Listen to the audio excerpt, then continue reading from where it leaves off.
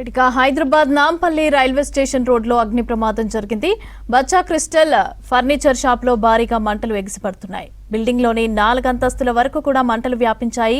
Building లో 2 చిన్నారులు ఉన్నట్లు తెలుస్తోంది. ఇక దీంతో స్పాట్ కి చేరుకున్న ఫైర్ సిబ్బంది వారిని రెస్క్యూ చేసేందుకు ప్రయత్నిస్తున్నారు. మంటలు భారీగా ఎగిసిపడుతూ ఉండటంతో మంటలను అదుపు చేయడం ఇబ్బందిగా మారింది.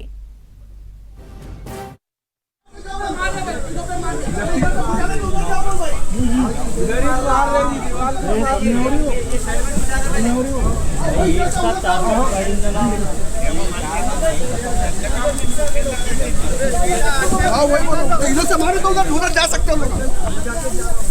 अरे पूरा हटाने लगा, पूरा निकालने लगा। हाँ पूरा निकालने लगा।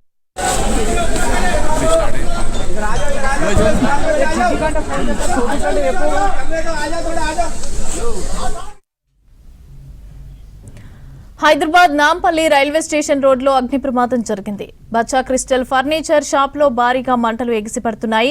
బిల్డింగ్ లోని 4 అంతస్తుల వరకు మంటలు వ్యాపించాయి. ఇక బిల్డింగ్ లో 2 చిన్నారులున్నట్లు తెలుస్తోంది. దీంతో స్పాట్ కి చేరుకున్న ఫైర్ సిబ్బంది వారిని రెస్క్యూ చేసేందుకు ప్రయత్నిస్తున్నారు. మంటలు భారీగా ఎగిసిపడుతూ ఉండటంతో మంటలను అదుపు చేయడం ఇబ్బందిగా మారింది.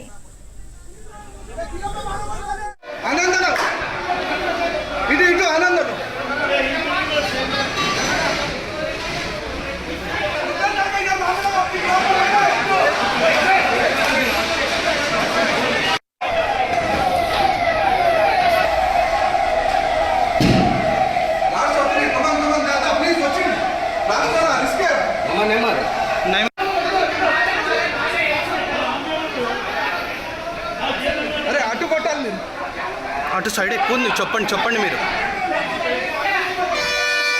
ఆనందం ఇటు ఆనందం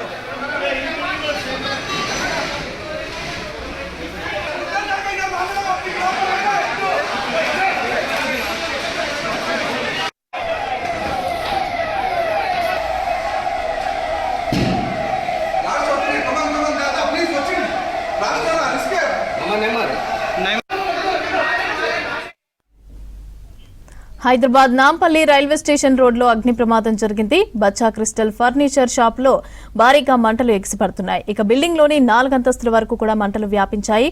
బిల్డింగ్ లో 2 చిన్నారులు ఉన్నట్లు తెలుస్తోంది. రైట్, ఇక ఇదే అంశానికి సంబంధించి పూర్తి అప్డేట్స్ అనిల్ అందిస్తారు. అనిల్,